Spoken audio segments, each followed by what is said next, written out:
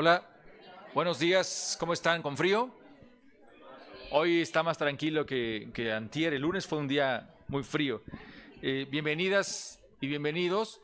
Esta semana ya 7, hemos avanzado rápidamente. No tuvimos actividad de charlas del TI de la primera semana, iniciamos a partir de la segunda. Compañeras, por favor, ya empezamos el evento. Señorita, continuamos justo la semana 7 con actividades vinculadas a la manera en que la universidad se ha articulado, se ha acercado a problemas de la sociedad, que recuerden ustedes que un punto clave del sistema modular de la UAM Xochimilco es esta noción de servicio.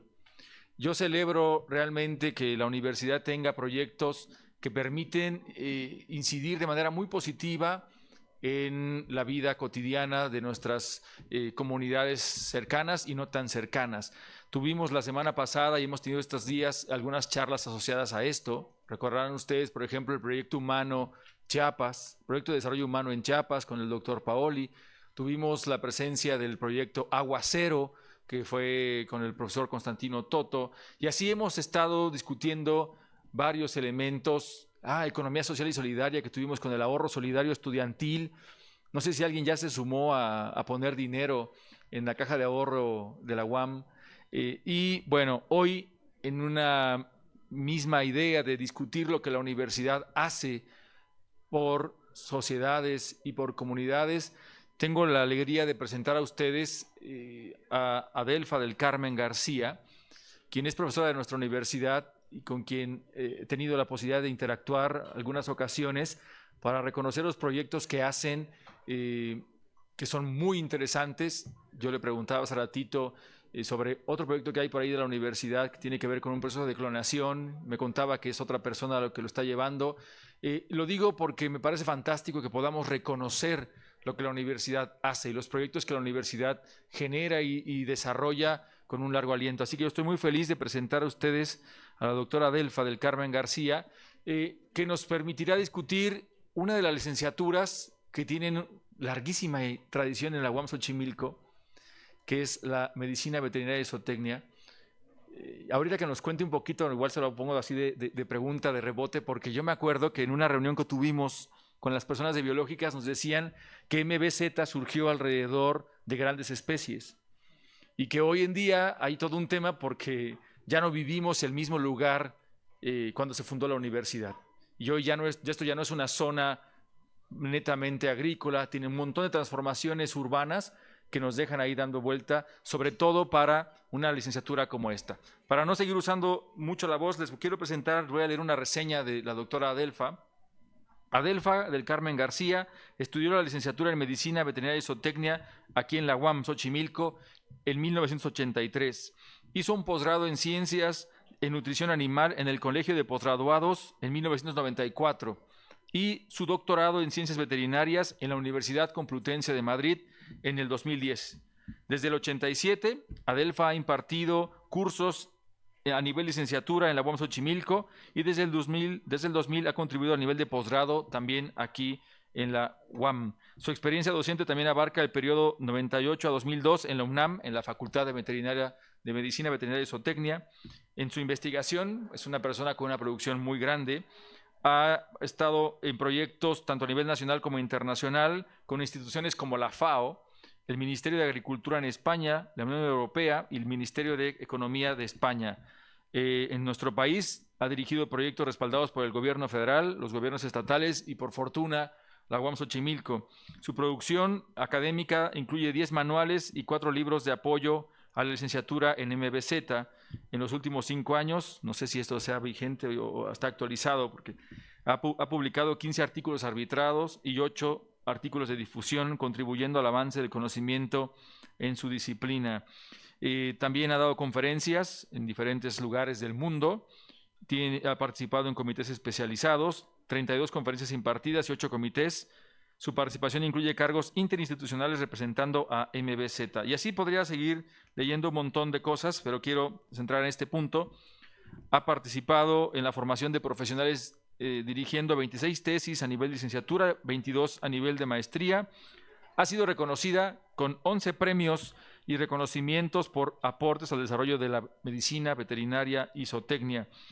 Ha tenido puestos muy importantes, ha sido coordinadora de la red de recursos zoogenéticos porcinos CGG SADER y representante de la FAO para recursos zoogenéticos en América del Norte. En fin, hay muchas cosas que hacer. Creo que la trayectoria de Adelfa sea muy reconocida en la universidad, pero ustedes que van llegando a la UAM, por supuesto que no han sabido de todo el recorrido que Adelfa ha tenido. Platicábamos cuando ella llegó que además estuvo en la formación del proyecto de las ánimas, que ustedes ya con algunas personas de ustedes fuimos a las ánimas, y está la Policlínica, y Adelfa estuvo en esta formación. En fin, presentarle a Adelfa sería decir un montón de cosas, de que la UAM tiene una larguísima historia. Ayer cumplimos 51 años, por cierto, de la universidad, y creo que la mejor forma de celebrarlo no sea con un sochito, sino con reconocer todo el trabajo serio, la ciencia que se hace en nuestra universidad, y además también es una forma de reconocer la ciencia que hacen las mujeres, no parado desde un punto de vista de feminismo chafa, sino en la idea de un feminismo que nos representa realmente con mujeres en la ciencia, y ahí que está Adelfa siendo un gran ejemplo para la MBZ. Y además pues quiero cerrar agradeciendo a su equipo que hoy nos acompaña, desde ayudantes de investigación, estudiantes de posgrado, y pues eso es una alegría compartir, porque así como ellas y ellos ahora están participando a nivel posgrado o de ayudantía, ustedes que hoy inician, bueno, estas 7 semanas han iniciado su trayecto académico, pues ojalá que prontito estén justamente presentando cosas. Adelfa, pues gracias, bienvenida, y pues el espacio es tuyo. Por favor, nada más, te llevamos un micrófono, Jesús, para que... No, es que si no el Zoom no te va a escuchar. Antes de que le llegue el micrófono a Jesús, les invito a que ustedes participen al final, hagan preguntas a Adelfa, también a la gente que está en Zoom, gracias por conectarse, y nos mandan sus preguntas y las leemos, por favor. Jesús. Sí, solamente un minutito, es que lo iba a decir al final, pero no puedo evitar decirlo ahora. Chicos, hónrense con la presencia de esta mujer. Tiene una cantidad de reconocimientos internacionales, una producción científica y una constancia en el trabajo. No es de la profesora que van con el cafecito por los pasillos, no, es trabajadora, forma generaciones, forma alumnos.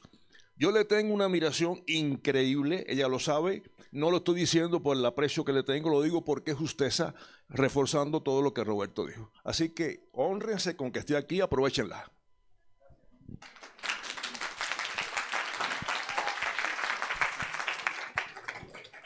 Hola chicos, yo alguna vez estuve sentada, no en este foro porque no existía, no en esta sala porque no existía. También estuve sentada un día en un lugar en donde me invitaron a participar del primer día de los alumnos de esta universidad. Era una universidad que no tenía grandes espacios, no tenía asientos como estos. Teníamos sí el edificio central, pero en general teníamos aquello que hoy ya no se reconoce, pero que le llamaban gallineros, y que quede claro que nunca hubo gallinas, ¿ok? Pero así le llamaban. Y con mucho orgullo yo hasta hace muy poco trabajé ahí en ese espacio, que fue mi espacio como alumna, después como coordinadora, porque fui la primera egresada de esta universidad como coordinadora de medicina veterinaria, la primera mujer, ¿sí?, que también participé dentro de estos puestos universitarios, y también formé ahí un laboratorio que hoy está transferido a un segundo piso en la parte del WBIS, arriba de la coordinación de veterinaria. Ahí estamos nosotros en el laboratorio de la VIMA. ¿Por qué lo digo? Porque el mismo sentimiento probablemente que ustedes tienen ahora de saber hacia dónde caminar y cómo caminar y transcurrir su vida de 5 años, porque aquí van a pasar 5 años. Quien tenga resistencia, sabiduría y obviamente mucho amor y muchas ganas de ser veterinario, ¿sí?, seguramente serán 5 años de aquí en adelante. Y no pierdan tiempo. Había una persona que a mí me decía, es que no hay tiempo, no hay tiempo. Y yo decía, madre, porque era mi madre, mamá, hay más tiempo que vida. Y ella decía, no. Lo que no aprendas hoy no lo aprenderás mañana, porque mañana tendrás que saber lo que debiste haber aprendido ayer para poder entender lo que hoy te corresponde. Y obviamente uno no lo nota, no lo sabe, pero lo que sí puedo asegurarles, y es justamente por esta trayectoria que he tenido, que la vida me ha permitido tener gracias a gente que creyó en mí, ¿sí? Es que hay quienes llegan por suerte y se van afortunadamente rápido. Y hay otros que llegan por trabajo, por obviamente esa posibilidad de hacer las cosas con amor y pasión y con mucha sabiduría, y se quedan y son referente. No sé cuántos de ustedes quieran ser eso. Yo esperaría que todos. Porque ustedes son de los privilegiados que han logrado estar en una universidad pública, que les pagan por estar aquí, que no se les olvide. Este pueblo de 40 millones de jodidos hambrientos les paga por estar aquí sentados, y me paga a mí para servirlos a ustedes con alto grado de responsabilidad y con mucho amor por la docencia. Así es que obviamente hoy les voy a platicar un poco de lo que pasaba hace prácticamente, sí, un 30 de abril de 1979, que fue la fecha en que yo entré a esta escuela. Un 30 de abril, un día del niño, ingreso a esta universidad con un gran disgusto, porque yo no quería estar en la Metropolitana. Yo quería estar en la UNAM, porque era aquello, el sueño dorado de muchos, estar en la UNAM, ¿sí? Además yo vivía casi enfrente de la UNAM, me tocaba la UNAM. Sin embargo, mis circunstancias fueron diferentes. Platico esto como chiste, pero es una realidad. Yo estudiaba medicina humana en el colegio militar, y quién sabe por qué me mantenían arrestada permanentemente. Esto es, como comprenderán, no era vida, y me tuve que salir porque obviamente no funcionaba en un sistema en donde había muchas reglas desde mi punto de vista, reglas que después me han ayudado a entender que la vida está llena de reglas. Y bueno, me salgo, espero que haya oportunidad de entrar a medicina humana, y me doy cuenta, porque mi hermano, el mayor, es veterinario, me voy de oyente con él a la UNAM, empiezo a aprender histología, bioquímica, anatomía, y me empiezo a dar cuenta que ese era mi mundo, que ahí quería yo estar. Y que bueno, al final no iba a ser la UNAM, porque lamentablemente la UNAM, para quienes veníamos de escuelas estatales en aquel momento, no teníamos posibilidad de poder estudiar en la UNAM, porque lo que quería la UNAM era que la gente se quedara en sus estados apreciando las universidades públicas que se estaban creando en aquel momento. Y obviamente me encuentro a la UAM. Toda mi vida viví hasta hace 6 años en Cuautitlán Izcalli, y de Cuautitlán Izcalli venía yo hasta acá. El primer trimestre que me lo dio César Moredu, un gran profesor de esta universidad, un día me dijo: ¿por qué toda la vida reniegas? ¿Por qué estás tan enojada con la UAM? ¿Qué te ha hecho la UAM para estar enojada? Y yo le dije: nada, simple y llanamente no es algo que yo desease estar en ella. Y me dijo: ¿tiene solución tu problema? No, no tiene. Entonces disfrútala, gózala y logra obtener tu meta. ¿Cuál es tu meta? ¿Ser veterinaria? Pues lógrala. Y a partir de ese momento empecé a entender que la UAM era mi casa, que la UAM era mi futuro, que la UAM me ofrecía lo que no me ofrecían otras instituciones, y que además, ¿quién me iba a aceptar, sí, con esta sencillez, humildad? Soy abnegada, no se nota. Soy una mujer sumisa y abnegada. ¿Quién me iba a aceptar con este carácter en otras instituciones? Y a partir de ahí, déjenme decirle, no ha habido mejor opción para mi vida, para Adelfa, que haber estado en la UAM. Yo le agradezco a la UAM el que me haya permitido estudiar aquí, el que me haya permitido ingresar como profesora, y el que me permita seguir formando generaciones con mucho amor. Y a partir de ahí, quiero decirles que la medicina veterinaria, ¿sí? ¿Dónde le tengo que poner? Ahí está. Que la medicina veterinaria inicia bajo un concepto que hoy lamentablemente hemos difuminado.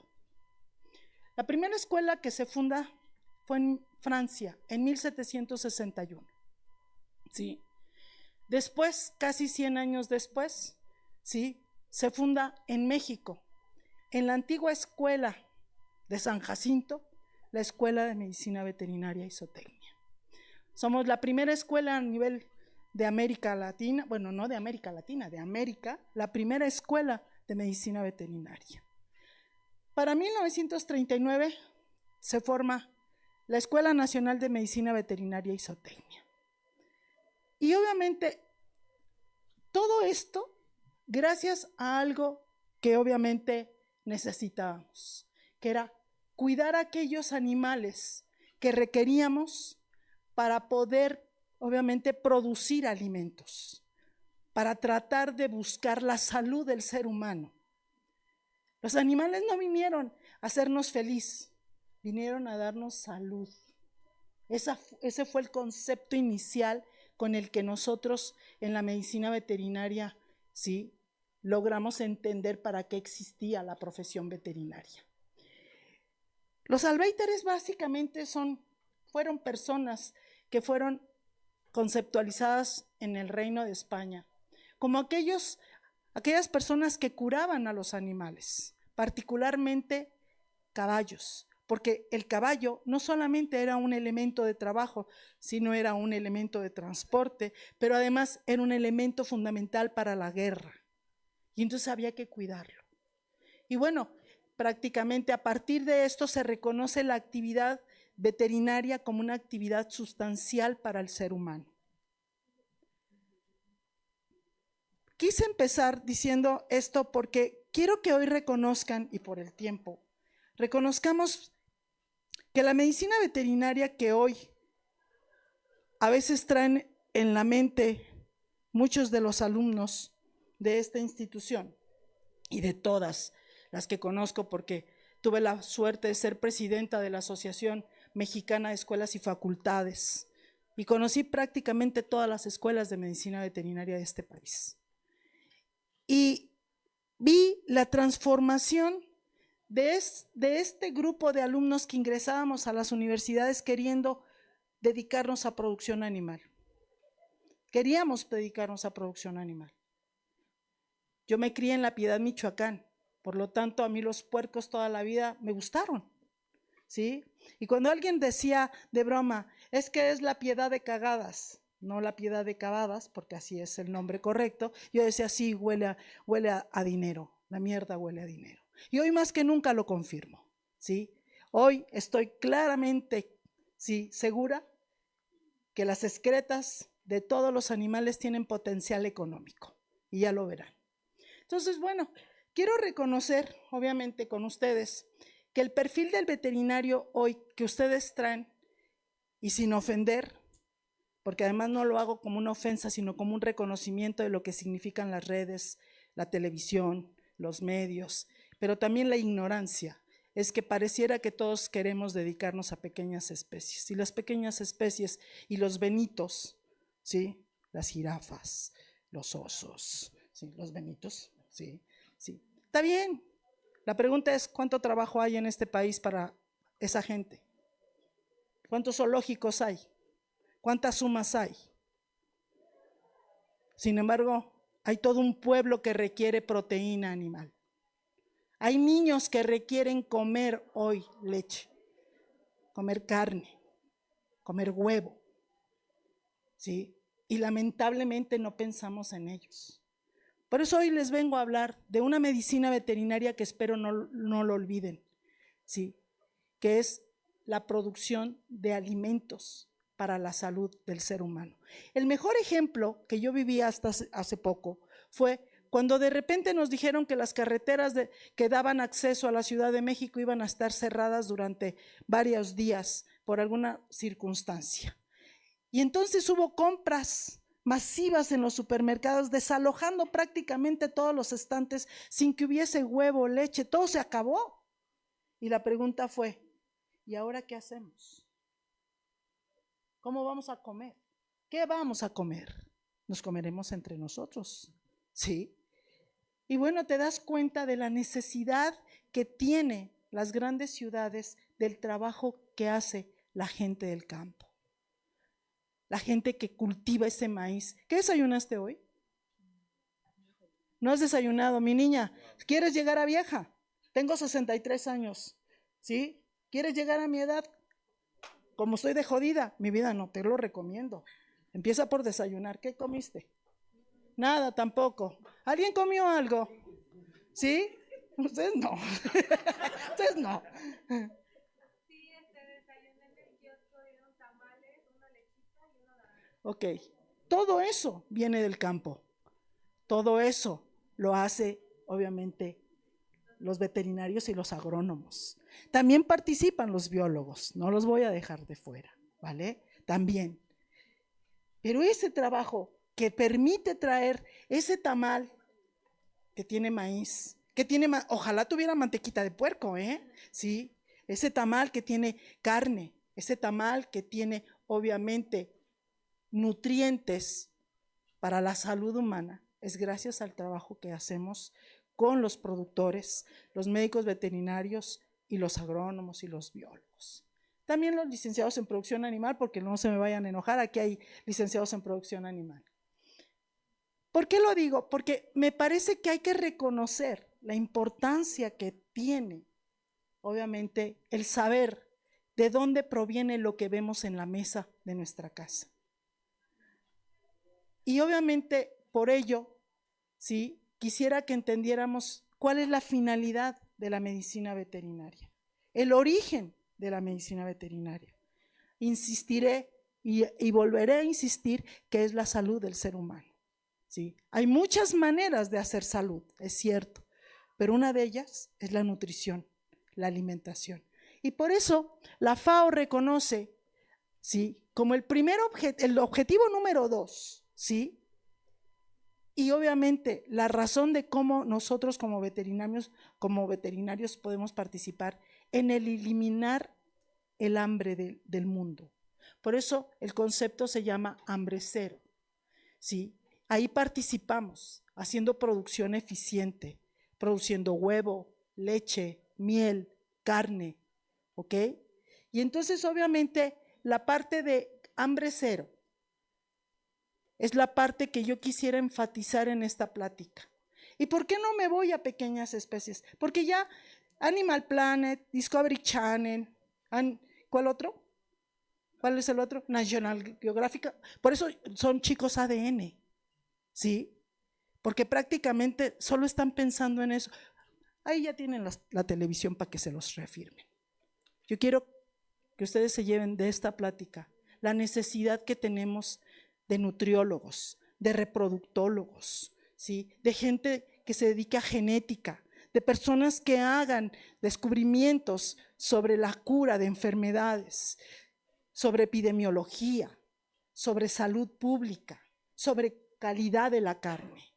Ahí necesitamos muchos veterinarios, ahí necesitamos gente dedicada y esta universidad se los puede ofrecer, porque hay gente especializada en todas estas cosas que les acabo de decir. Y entonces, ser un país a través de una universidad pública como la UAM, con un compromiso social muy importante para eliminar el hambre. Creo que es fundamental que tengamos esa idea. Una de las cosas que a mí me sorprende, de repente vamos a las granjas, yo viajo mucho con mi equipo de gente porque trabajamos en diferentes estados de la República haciendo asesoría a empresas, ¿sí? Tenemos proyectos de avicultura, de porcicultura, hoy de ovejas también, ¿sí? Y bueno, tratamos de entender que la economía y la administración son parte importante también de los conceptos que los médicos veterinarios tenemos que hacer. ¿Y por qué? Porque no podríamos hacer producción animal si no tuviéramos claro que la producción animal debe ser rentable, ¿ok? Para que obviamente alguien invierta, necesita hacer un negocio, ¿sí? Nosotros trabajamos con Sudi Shirgo. Sudi Shirgo es la tercera raza que hoy existe a nivel nacional y mundial y que fue básicamente recuperada por mi equipo, por estos niños que están aquí, que son las víctimas desde hace 8 años, el más viejo, ¿sí?, que es una de las personas que desde que empezamos el proyecto se sumó, siendo alumno del 4º trimestre, ¿sí? Decidió ser víctima de Adelfa y se ha quedado, hoy es maestro en ciencias, ¿sí? Y es prácticamente la persona con la que nosotros nos apoyamos para el proyecto de recuperación del cerdo criollo Sudishirco. Y esto, al final, ¿qué nos permite? Nos permite ir a las comunidades y ofrecerle al medio rural, a ese medio rural que tanta necesidad tiene de apoyo, obviamente asesorías técnicas, obviamente estrategias de producción y estrategias de comercialización. Entonces, ¿cómo participa la UAM? ¿Cómo participamos dentro de este proyecto universitario público con la FAO? A través justamente de estudiar la producción eficiente y la reducción de pérdidas a través de la economía social y solidaria, porque también somos parte de ALISA. Estoy dentro del proyecto de ALISA con la doctora Patti Couturier, ¿sí? Que me invitó y estoy muy contenta. Entonces, ¿qué otra cosa hacemos los veterinarios? Bueno, hacemos obviamente el cuidado de los animales, no solo de las pequeñas especies, sino de los animales de producción, ¿sí? Para evitar enfermedades zoonóticas, enfermedades que obviamente no lleguen al ser humano.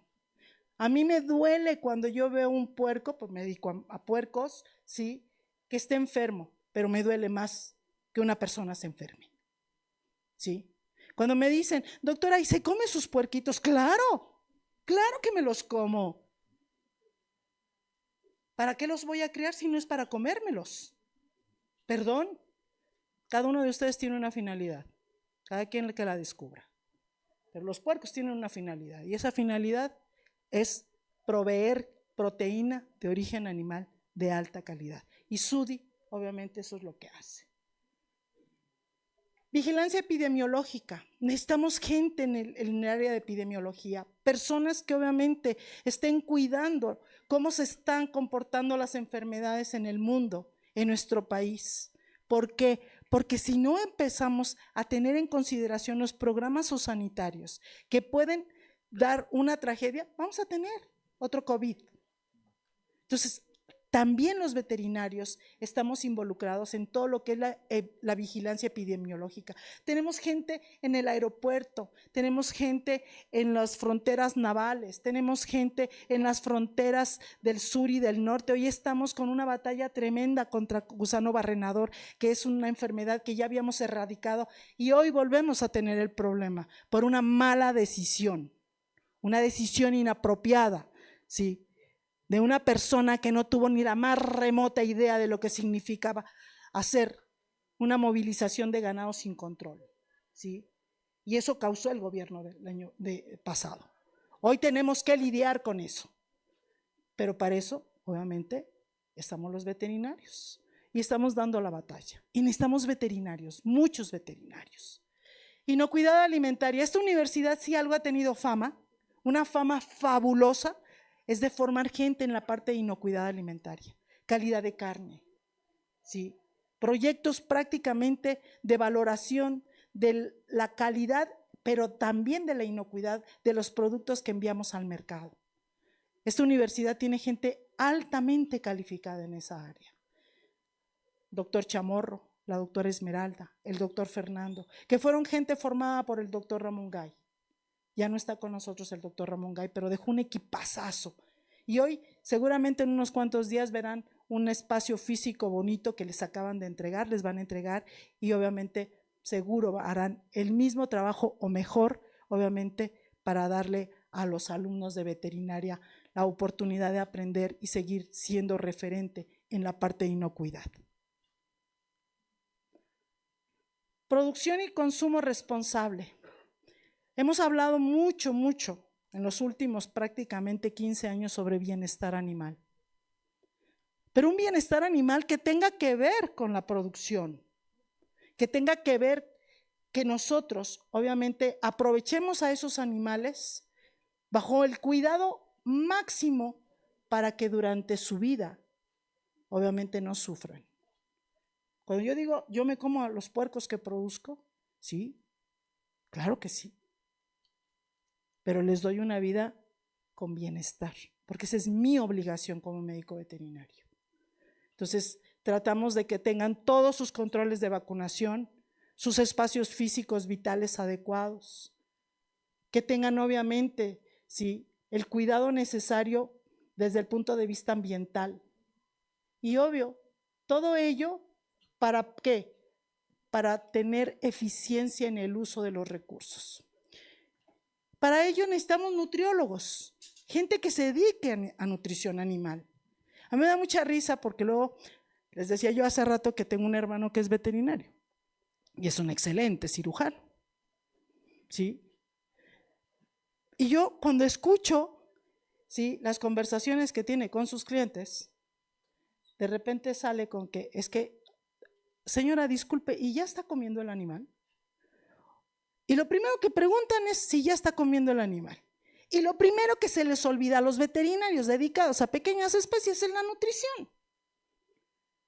Entonces, señores, nutrición es fundamental. Y en esta universidad hay gente de muy alto nivel en el área de nutrición. Así es que tendrán una formación de verdad muy buena siempre y cuando ustedes se empeñen, porque es un módulo complicado. Es un módulo realmente complicado, pero muy necesario. Porque lo primero que necesitamos para un paciente, ya sea humano, ya sea animal, es que coman. Y entonces obviamente necesitamos saber nutrición. Objetivo 17. Política, empresa, sociedad. ¿Requieren a los veterinarios? Claro que los requieren. ¿Quién hace las políticas públicas para poder hacer los programas de sanidad animal de este país? ¿Quién hace las políticas públicas para hacer exportación e importación de ganado? ¿Quién hace las políticas públicas para producir fármacos? ¿Quién hace las políticas públicas para realizar experimentos? Seguramente muchos políticos ignorantes. Muchos. Porque si lo hicieran los veterinarios, otro gallo cantaría. Pero por eso necesitamos gente formada en esta área. Gente que realmente entienda, ¿sí?, que hacer política pública también es una tarea de los médicos veterinarios.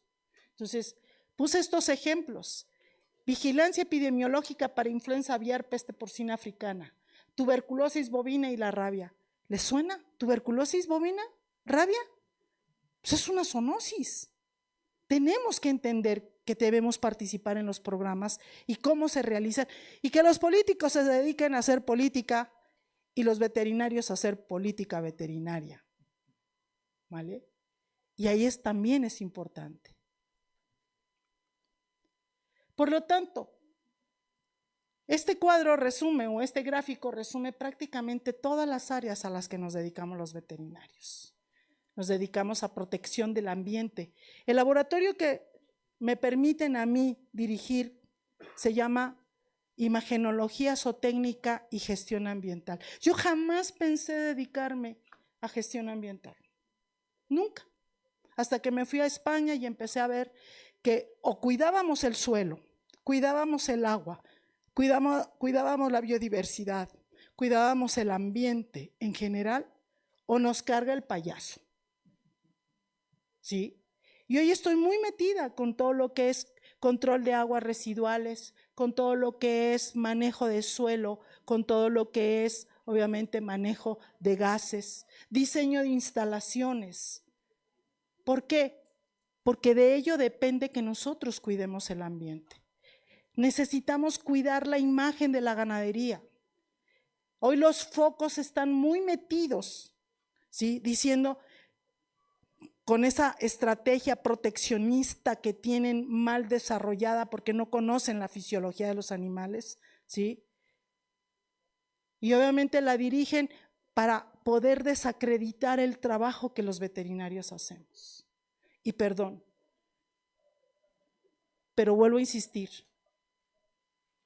que yo sepa, ningún producto vegetal va a sustituir 100 gramos de proteína animal. Para que tú sustituyas 100 gramos de proteína animal requieres 5 lechugas, 4 brócolis, 1 kilo de zanahoria, prácticamente, ¿sí?, consumir 2 cebollas, 4 ajos. ¿Y por qué se los digo? Pues yo soy nutrióloga de puercos, que es lo más parecido al humano, ¿sí? Y obviamente, a ver a quién le caben las lechugas en un día, los brócolis en un día. En cambio, son 100 gramos de proteína lo que requiere un niño, una persona, para poder desarrollarse. El mejor equilibrio en aminoácidos para ese desarrollo cefálico que necesitamos para cuando los tengamos sentados aquí. Y luego sin desayuno, por favor, aproveche. Entonces, sí quiero que entiendan, la medicina veterinaria tiene muchas vertientes, tiene muchas fuentes de trabajo, tiene muchas oportunidades, pero no es cuando ustedes crean que al final de la carrera las van a tener. Eso hay que, todos los días que estén en esta licenciatura tienen que buscarlos. No había piedad cuando nosotros estábamos, dije, no había estas instalaciones. Cuando yo ingresé no había estas instalaciones. Tenía yo que ir a pedir permiso a la UNAM, a Chapingo, al Estado de México, y sigo pidiendo permiso para entrar a las granjas, ¿sí? Pero era mucho más fácil. Hoy no. Hoy las granjas, justo por un problema de epidemiología, por un problema sanitario, ya no nos permiten ingresar a muchas granjas. Entonces, evidentemente a los profesores y a ustedes se les va a hacer más difícil poder ingresar a las empresas. Todavía algunos compañeros nos hacen el favor, y por eso yo siempre les suplico, no nos cierren las puertas, chavos, comprométanse. Y recuerden, son unos privilegiados como yo lo fui al estar sentado en una universidad pública. Por lo tanto, ayúdenos a conservar esos sitios de trabajo. Ayúdenos a hacer la imagen de la gente que algún día fuimos. Esta universidad, sí, efectivamente se formó con un proyecto, que era el proyecto de hacer que el país tuviera una producción animal suficiente para alimentar al pueblo. Hoy ni somos eso ni somos lo otro. Qué lástima, qué lástima. Y por eso tal vez me niego a pensar que mi grupo de trabajo que está ahí sentado no entienda que debemos dar no el 100. Nosotros estamos obligados a dar el 120 y si es posible más. 14 por 7. ¿Saben lo que es 14 por 7? Son 14 horas de trabajo por 7 días a la semana. 365 días de friega total. Por eso son víctimas de Adelfa. ¿Sí? Pero hay una garantía, que son gente que cuando alguien me pide una persona para ir a trabajar, saben que fue formado para dar el máximo y más si se puede. A veces duele dar, claro que duele dar, pero qué satisfactorio es saber cuando tienes resultados. Y ayer estábamos muy contentos, déjenme presumir a mi equipo, porque justo el día de ayer tuvimos oportunidad de saber que sacamos mención honorífica en un servicio social sobre calidad e inocuidad de la carne de cerdo de Sudi. Tuvimos oportunidad de ver que están publicados 4 artículos de nosotros, ¿sí? Y cuando digo de nosotros, ellos son los que realmente hacen todo el trabajo. Entonces, quiero decirles que de verdad me da mucho gusto haber estado en esta plática, porque lo único que puedo dejarles como reflexión es que son alumnos de una universidad pública, felicidades. Son alumnos de tiempo completo, olvídense de que bueno, es que trabajo, y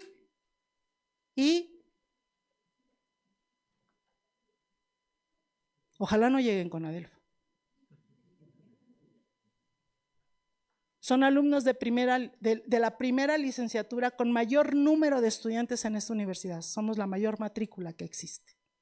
Son alumnos de la segunda licenciatura a nivel nacional que tiene 5 años de formación.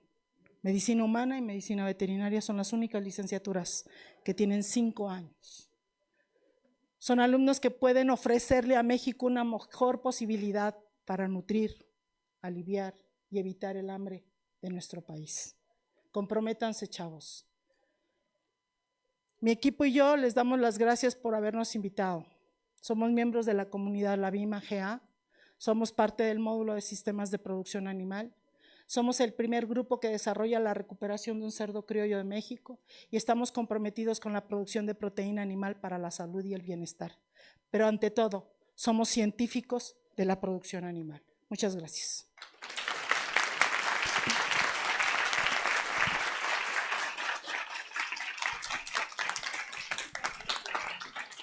Bien, muchas gracias Adelfa, por supuesto, y a todo el equipo. Abrimos para preguntas y comentarios. Se lo levanta la mano y le llevamos el micrófono, por favor. Sí. Gracias.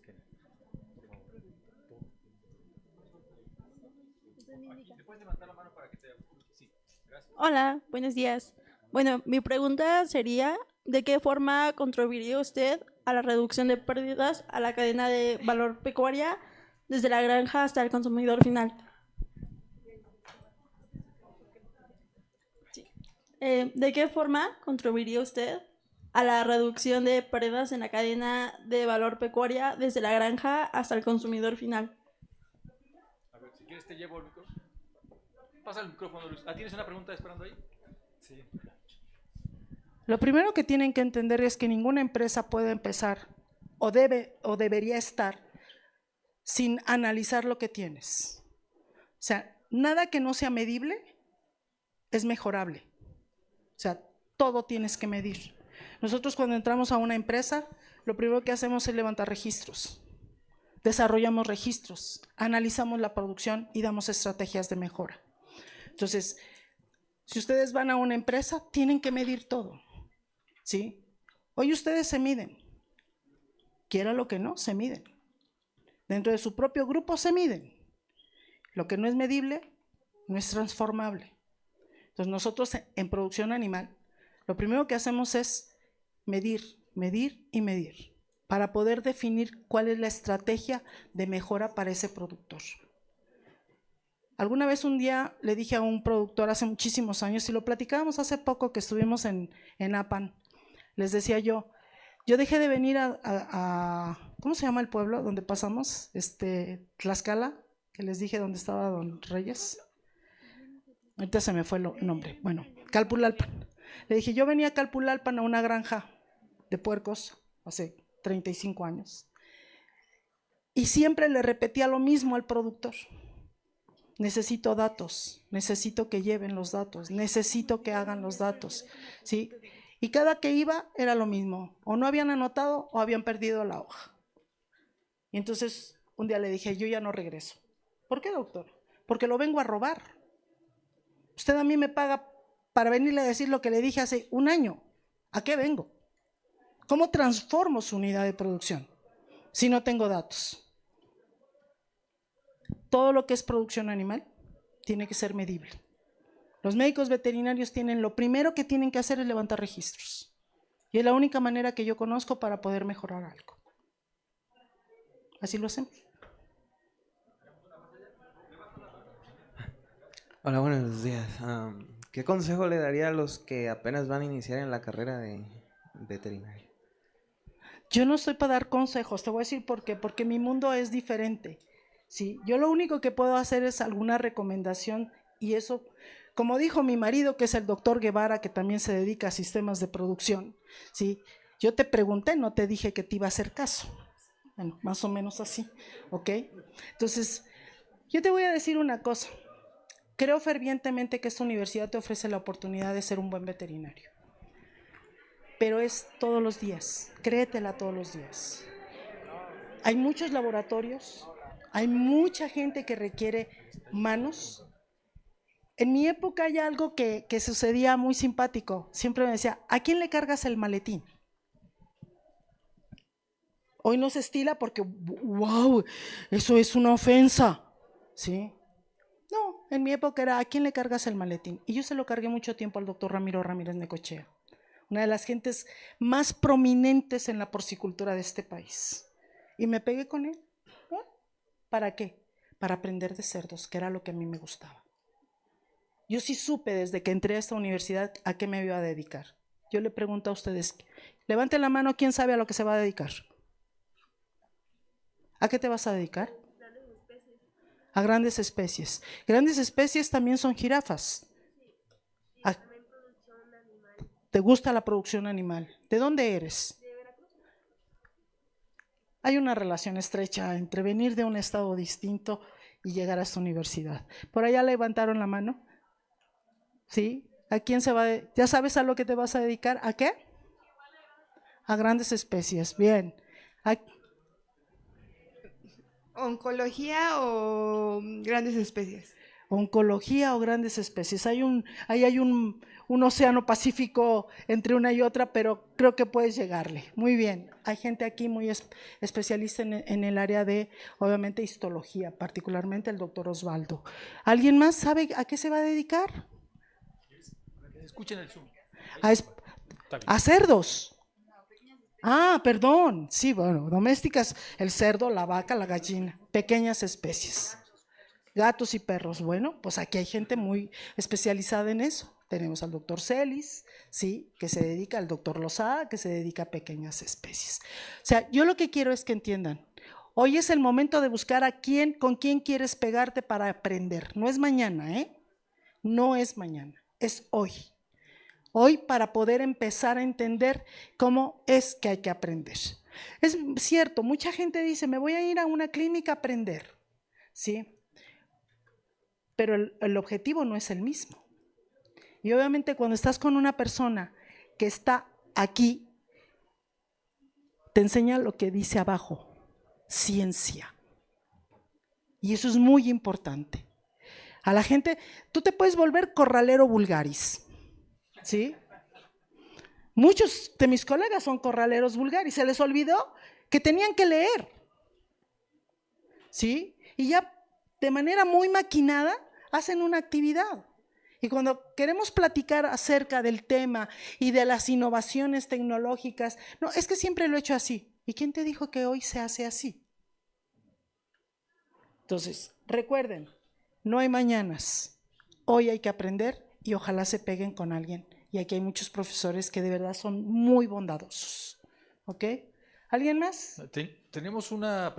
comentario por el Facebook ¿Sí? y luego aquí hay dos preguntas. Lo leo porque es un comentario que es directo para ti. Mariana Terán Millán dice, gracias a esta conferencia pude darme cuenta que el trabajo de los médicos veterinarios es fundamental y multidimensional, impactando directamente la salud animal, la economía y la salud pública. Son los principales responsables de múltiples áreas. Lo que más me impresionó fue el hecho de que son la primera línea de la defensa en la detección de enfermedades zoonóticas, en la calidad del alimento y los programas de medicina preventiva. Así es. Gracias por el comentario. Gracias. Y bueno, pregunta. Hola, yo. Mi pregunta es, ¿en qué lugares están desarrollando el proyecto del cerdo criollo mexicano? Es que yo no voy para veterinaria, pero sí me interesan mucho los cerdos, los grandotes, esos blancos, que están bien bonitos. Sí. Yo soy racista, me gustan los negros. Ah. Sí, mira, allá están. Sudi es negro, ¿sí? A ver, en México, para más o menos mediados del siglo pasado, un poquito antes, el gobierno federal decidió que había que aumentar la producción de cerdos para toda la gente que vivimos en las grandes ciudades. Y entonces metió mucho cerdo que le llamamos mejorado. No sé qué entendamos por mejorado. Y eso fue pues prácticamente lo que convirtió al cerdo negro, que era el cerdo prácticamente que veíamos en todas las explotaciones, bueno, no las explotaciones, sino en las unidades de producción rural, ¿sí? Veíamos puercos básicamente negros, ¿sí?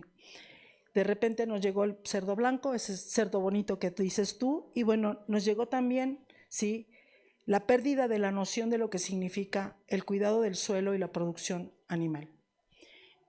Hoy, evidentemente, México es el 8º productor de cerdo en el mundo, ¿sí?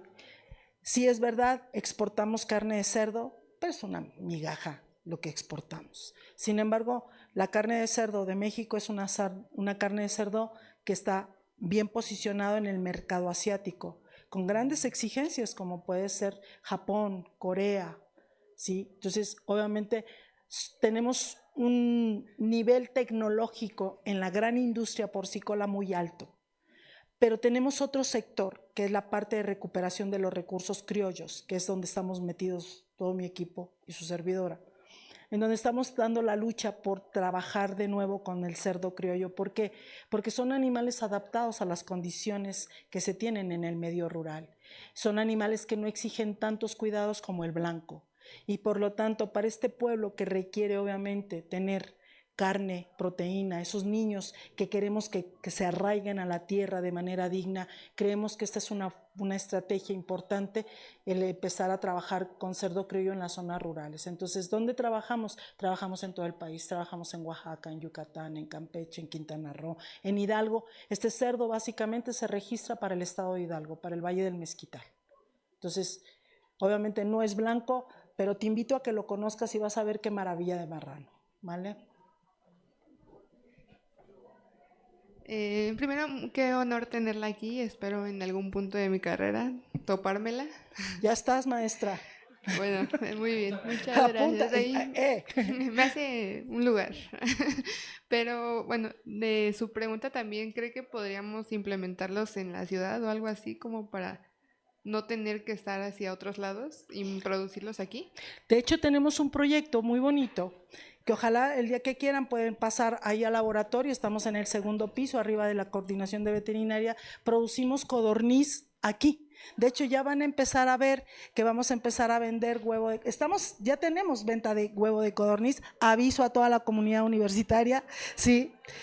Claro, tenemos muy poquitos, pero bueno, pretendemos crecer en el proyecto y obvio, hay especies que se pueden obviamente utilizar, sí, dentro de lo que sería la industria pecuaria urbana, ¿sí?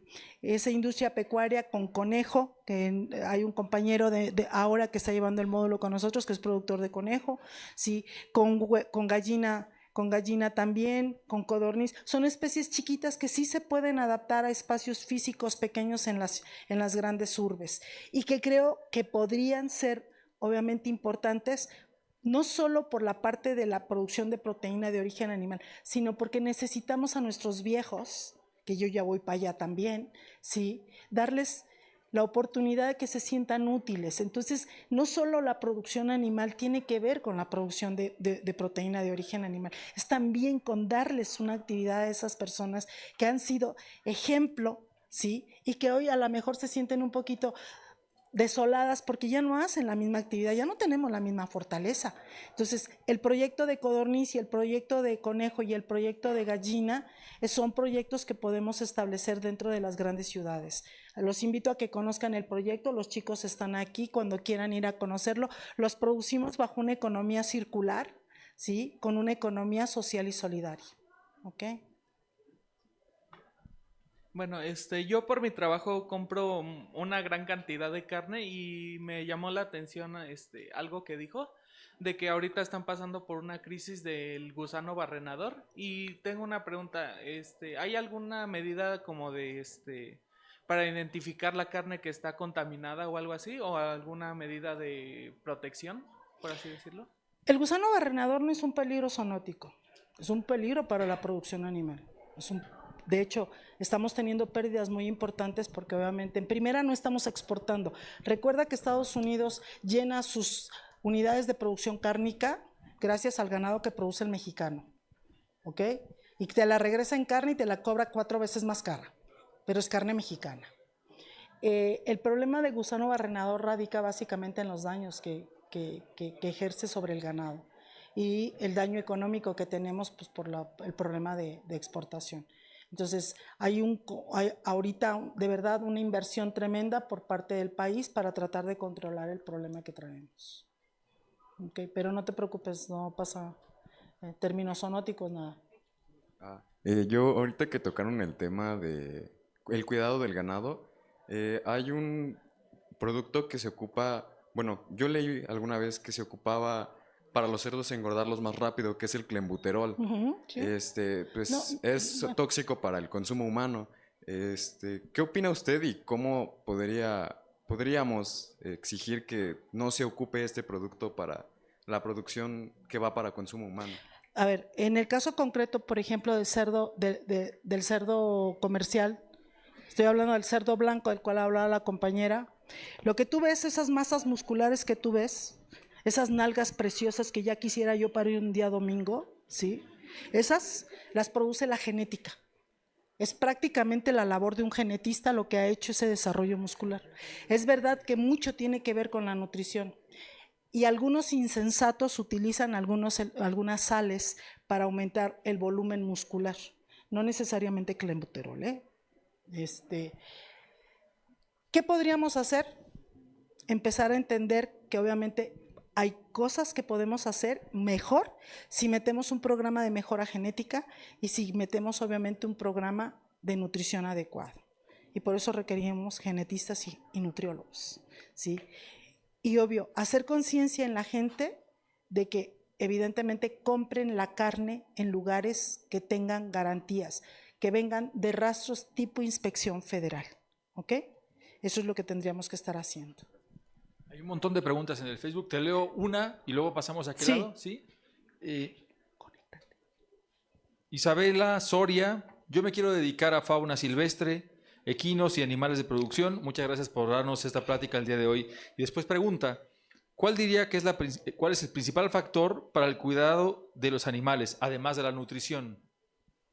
No, bueno, obviamente cualquier animal requiere sanidad, cualquier animal requiere nutrición, cualquier animal requiere obviamente, lo que es fauna silvestre no necesariamente requiere programas de mejora genética, son animales que tratamos de conservar bajo las condiciones en las que están de siglos, ¿no? Ahí no existen programas de mejora genética o de selección. Bueno, sí existen, fíjese que hace unos días dimos una plática con una veterinaria que trabaja en Emiratos Árabes, que es mexicana, sobre halcones. Y allá sí existe selección de pie de cría para halcones con mayor velocidad, con mayor agarre, en fin, o sea, sí existen, perdón. Yo creo que en general todas las áreas de la medicina veterinaria sirven para cualquier especie, sea fauna o animales domésticos, para la producción de proteína o para animales domésticos que tengan que ver con la salud humana desde otro punto de vista, no desde el consumo, pero sí de la interacción con el individuo.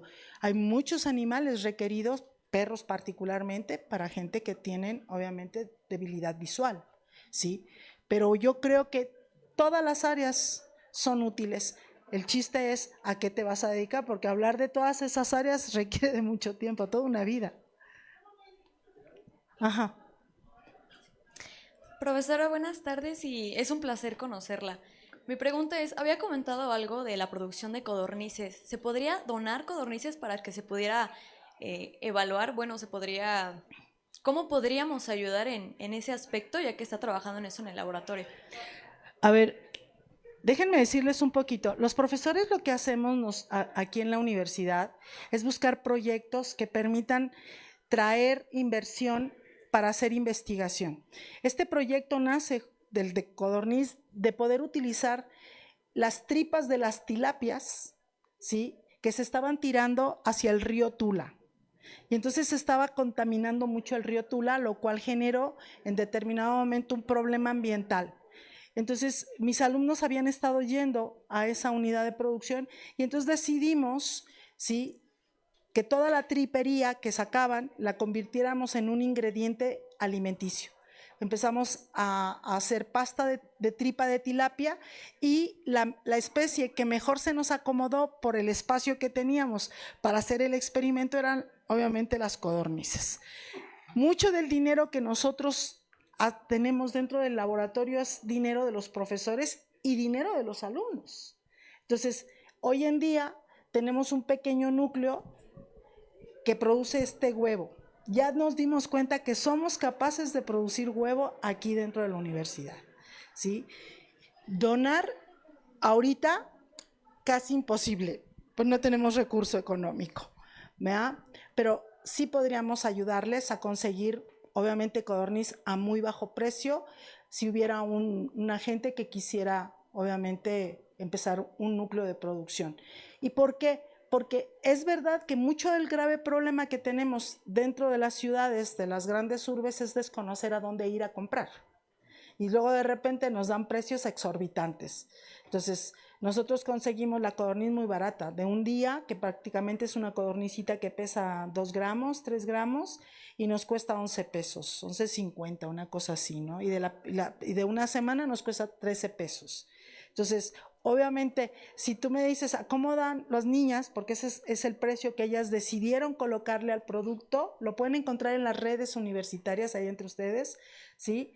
El cartón de 12 huevos lo dan en 80 pesos. ¿Qué hacen con ese dinero? Lo regresan al laboratorio y ese dinero es para seguir comprando animales y alimento. Entonces, ¿y qué hacemos? Aprender.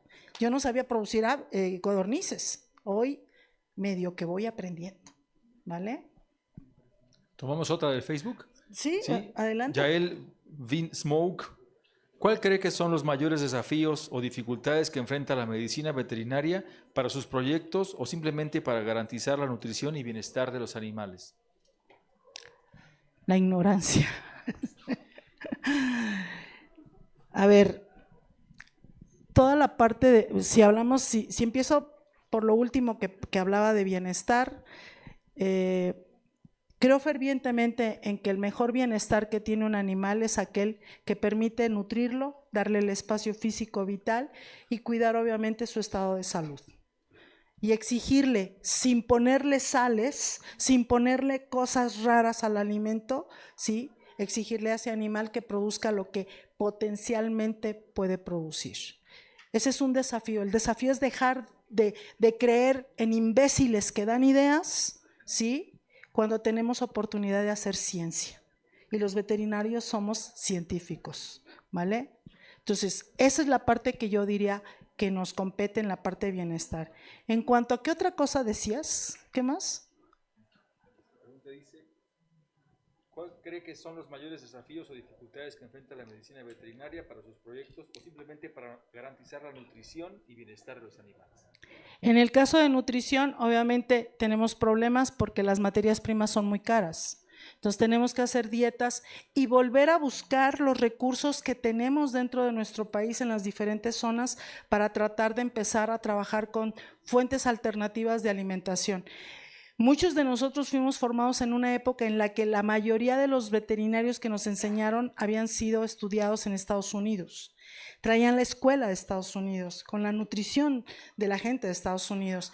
Y obviamente este país requiere innovaciones. Entonces, obvio, necesitamos veterinarios innovadores, gente que quiera trabajar en nutrición buscando nuevas alternativas que permitan obviamente una alimentación que no le exija tanto al campo, porque obviamente el campo está pasando crisis muy, muy fuertes. Entonces, tenemos que buscar fuentes alternativas alimenticias que complementen los ingredientes que metemos dentro de la alimentación animal.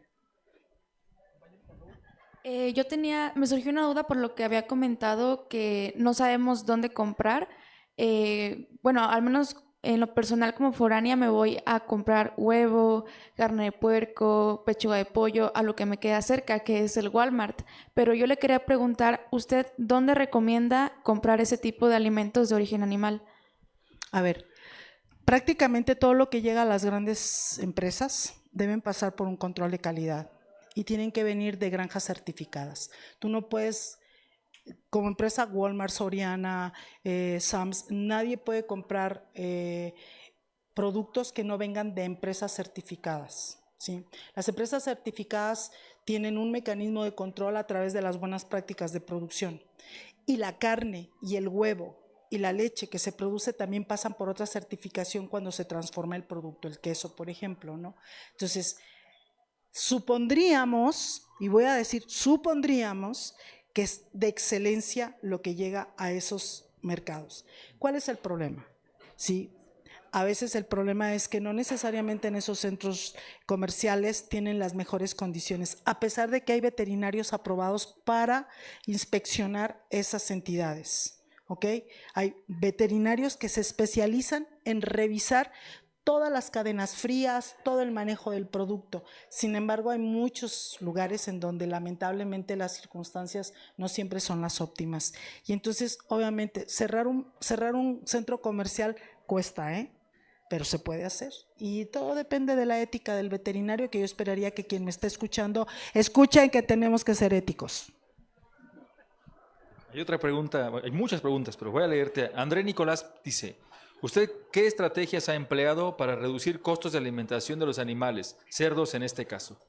Bueno, nosotros prácticamente utilizamos subproductos industriales. Por ejemplo, trabajamos mucho con bagazo de cervecería. Todas las cerveceras artesanales que hay en la Ciudad de México producen una gran cantidad de bagazo. Nosotros recolectamos ese bagazo y lo utilizamos dentro de la dieta. Trabajamos con tilapia. Acabo de dar el otro ejemplo, que es la pasta de tilapia como fuente de proteína. O sea, buscamos alternativas que permitan reducir los costos de producción. Normalmente el alimento en este momento para cerdos en promedio anda en 14 pesos el kilo. Si nosotros utilizamos bien utilizado el bagazo y la pasta, nosotros reducimos alrededor prácticamente a 9 pesos, 8.50 el kilogramo de alimento. Entonces, hay una buena reducción en costos, pero eso requiere de mano de obra y requiere de tecnología dentro de las granjas y a veces eso es lo que limita el proceso. Mariana Terán nos escribe nuevamente, pregunta, más allá de las necesidades físicas como la comida o el refugio, ¿cómo se evalúa el bienestar psicológico o emocional del ganado? Ok, bueno, yo ahí no me voy a meter mucho porque yo no soy especialista en bienestar animal. Hay gente especializada en bienestar animal que tiene obviamente mucho conocimiento acerca de cómo se evalúa estas áreas. Yo les voy a decir de lo que yo hago. Si yo no conozco evidentemente el potencial genético que tiene un animal en producir 1 kilogramo de carne, en cuánto tiempo lo produce y cuánto come para producirlo, yo no puedo saber si el animal está en condiciones de bienestar, porque es seguro que si no produce lo que potencialmente es capaz de producir es que algo le está pasando. Entonces, desde mi punto de trabajo, desde mi experiencia, desde mi formación, yo soy nutrióloga y reproductóloga, o sea, yo no trabajo con bienestar, pero tengo muy claro que si yo no le doy espacio físico al animal está estresado. Si yo no le doy en el momento adecuado la cantidad adecuada de alimento, el animal está estresado. Si yo tengo un animal que está pasando frío, está estresado. Entonces, obvio, hay un comportamiento que de inmediato empezamos a notar. Entonces, eso lo evaluamos. Mi gente, en general, yo ahí tengo sentados especialistas que son especialistas en reproducción, particularmente en semen, por ejemplo, que es el médico Carlos, el maestro Carlos. Tengo ahí a Sukei, que es del área de diagnóstico y patología. O sea, entonces, cada uno de nosotros, desde nuestra experiencia, analizamos lo que está pasando dentro de los animales para ver el comportamiento, pero hay gente especializada, dedicada a revisar el estado de ánimo de los animales para conocer y identificar qué mejoras podemos hacer en cuanto a la producción animal. No es mi área, lamento mucho no poder dar más información, pero los puedo contactar con gente especialista. Vamos a tener el día 25 anuncio. El día 25 tenemos una plática justo de bienestar con una de las mejores bienestarólogas que tenemos el día ¿qué? El día 20, con una de las mejores bienestarólogas que tenemos en este país, ¿sí? Que es la doctora Elaine Trujillo, no, Elaine Trujillo. Bueno, se llama Elaine, ya les mandaré el póster, ¿sí? Lo organiza la Asociación Mexicana de Mujeres Veterinarias de México, de la cual yo soy miembro, ¿sí? Y ella es a nivel internacional una de las certificadoras de bienestar animal en avicultura y porcicultura. Entonces, quieren aprender de bienestar y hablar de estos temas más allá del bienestar, ¿sí? Que es la producción, es con ella. ¿Qué indicadores físicos y conductuales utiliza para evaluar si un animal está experimentando una vida digna y no solo la ausencia de enfermedad? No, vuelvo a insistir, ganancia de peso, conversión alimenticia, días a mercado, o sea, hay más de 30 indicadores que me permiten identificar si el animal está en condiciones adecuadas de bienestar. Que no los evalúo como bienestar, los evalúo como KPIs de producción, ¿sí? Eso es la parte, yo manejo el KPI y hay quienes dicen indicadores de bienestar. Para el caso, al final, es lo mismo. Llegamos al mismo punto. Yo requiero un animal en condiciones y que obviamente me cueste poco o al menos menos de lo que me podría costar si no meto obviamente las condiciones adecuadas de producción. Oye, Adelfa, cuéntanos un poquito del Sudi Shirgo, ¿no? Ok. Porque está la foto, traes tu camisa, sí, que nos contarás un poquito de la especie, qué características, le decías el color, pero bueno. Sí. Sudi en ñañú, yo soy de origen indígena, mi familia es ñañú, es de la comunidad del Valle del Mezquital, en la zona de Hidalgo, en la zona del Valle de la Muerte. Así se le conoció hace 200 años al Valle del Mezquital. ¿Y por qué se le conoció el Valle de la Muerte? Porque cuando obviamente llegaron los españoles, lo que hicieron fue replegar a la comunidad ñañú hacia la zona más árida. Y entonces la gente de esa región empezó a comer, obviamente, sopilote, rata, chinicuiles, armadillo, zorrillo, en fin, todas las especies animales de la zona árida, pero también una gran cantidad de productos de origen vegetal, como son cactus, como son obviamente algunas hierbitas, como son los quelites, etc. Y Sudi llega, los cerdos no existían en México, los cerdos llegan con los españoles, ¿sí? Y obviamente se distribuyen a través del Golfo de México y a través de lo que es el Pacífico. A través del Golfo de México llegan los cerdos ibéricos y a través del Pacífico llegan los cerdos asiáticos. Llegó un momento en el que se encontraron y se produjo esta raza, que en aquel momento le llamábamos biotipo, ¿sí? Que es un cerdo muy robusto, con una capa de manteca de más de 6 centímetros de grasa, de espesor, ¿sí? Con una cantidad de grasa infiltrada en el músculo, que eso es lo que le da la característica fundamental a esta carne de cerdo criollo, no solo a Sudi, sino prácticamente a todos los cerdos criollos, que son una carne con una gran infiltración grasa que hoy ya perdimos en el cerdo blanco. ¿Por qué? Porque lo que nosotros queríamos era producir cantidad de carne y no calidad. Sudi, al igual que el pelón mexicano, al igual que el cuino mexicano, al igual que el patamuleño, son razas de cerdo criollo mexicano que también están en otros países, pero bueno, se reconocen como parte de la diversidad porcícola de México, que tienen una calidad excepcional de la carne por la infiltración grasa que tienen. Entonces, cuando yo regreso de mis estudios de doctorado, yo había trabajado con ibérico, pues yo estudié en España, y entonces vengo con muchas ganas de trabajar con criollo. Y en la región de donde es mi familia, me encontré a este puerquito, que es un puerco negro, con orejas levantaditas, con una gran cantidad de pelo, mucho pelo, son robustos, son chatos, son negros, con pezuñita negra, y empezamos a trabajarlo. Nos costó mucho trabajo encontrar 3 animalitos, que fue con lo que empezamos en el 2012. Sí, empezamos a trabajar en el 2012 recuperando la comunidad. Nos ayudó una universidad que es la Politécnica Francisco I. Madero de Hidalgo, que es una universidad que tiene la licenciatura en producción animal. Y bueno, pues empezamos con ellos a buscar, obviamente, a los animalitos. Conseguimos 3 y a partir de esos 3 empezamos a tratar de reproducirlos. Cuando llegó la pandemia, nosotros ya teníamos alrededor de unas 4 puercas o 5 más o menos. ¿Sí? Y hablo con él porque él es parte de mi equipo desde hace muchísimos años, que es con quien yo inicio el proyecto. Y entonces empezamos a reproducirlos, y la pandemia lo que hizo para nosotros fue una bendición. Porque mis alumnos dijeron: doctora, estamos desaprendiendo lo aprendido.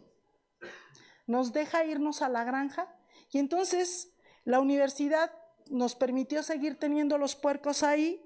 Pero además la casa de mi abuela está junto a la universidad, y la casa de mi abuela se convirtió en un internado. Hoy viven ahí los alumnos. Entonces los alumnos se dedicaron a criarlos. Hoy tenemos un núcleo de producción de 52 hembras, completa y absolutamente evaluados, con indicadores, con KPIs, con un programa de mejora genética, totalmente genotipados. Lo pueden buscar, se pueden meter a la FAO, estamos reconocidos por la FAO. Ahí viene toda la información genética de Sudi Xirgo, y obviamente con estudios desde el punto de vista reproductivo. El médico Carlos, que es ahora maestro en ciencias en reproducción, es el encargado de llevar el Banco de Germoplasma Nacional de Cerdo Criollo en México. Las primeras dosis de semen congelado de un cerdo criollo mexicano las metió el médico Carlos. Entonces, es un orgullo porque obviamente tenemos oportunidad de establecer metas y dar ejemplo. Sukey se dedica a la parte sanitaria, ha hecho los estudios también junto con otras 2 personas, ¿sí?, de lo que es la epidemiología de las enfermedades de cerdo, obviamente en Sudishirgo y en otras regiones. Ella ha trabajado en Campeche, Yucatán, Quintana Roo, Puebla, Hidalgo. Y entonces obviamente tenemos ya reportes sobre las enfermedades. ¿Qué noticia les quiero dar? Los cerdos criollos no son resistentes, son tolerantes a enfermedades y por eso es tan interesante, porque han sido 500 años de vida en este país que han logrado sobrevivir a pesar del humano. Y entonces, bueno, pues SUDI hoy es parte de la biodiversidad mexicana, es parte del trabajo que hacemos como universitarios, pero es también parte de un proyecto que tenemos de mujeres aparceras. Alguien por ahí me dijo de codorniz, les quiero platicar que tenemos un programa de aparcerías con mujeres. Les prestamos las puercas a las mujeres aparceras, que son mujeres rurales, para que ellos produzcan cerdo criollo y ganen dinero y vivan dignamente y enseñen a sus hijos a arraigarse a la tierra. Entonces, eso también lo hacemos. Hola, buenos días. Mi pregunta es, ¿qué estrategias se pueden utilizar para reducir el impacto ambiental en la producción animal? Uy, qué bonita pregunta. Híjole, eso es como para 2 días de trabajo. A ver, nosotros obviamente tenemos un proyecto que es de gestión ambiental. Analizamos agua, analizamos suelo y analizamos aire. Pero también nos metemos a lo que es, obviamente, la dinámica de dónde colocar una granja y cómo llevarla.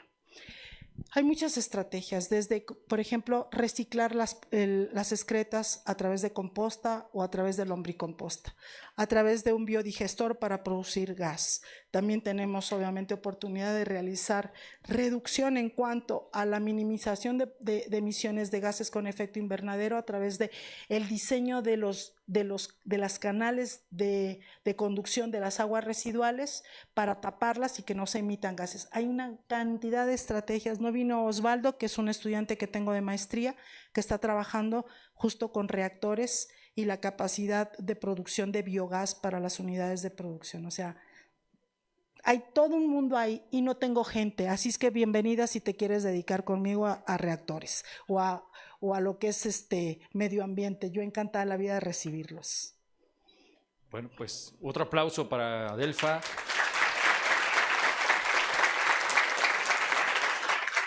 Y pues muchas gracias, Adelfa.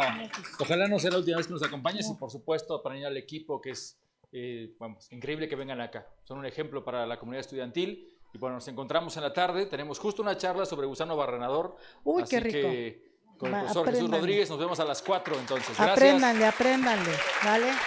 Gracias. Gracias, Adelfa. Gracias.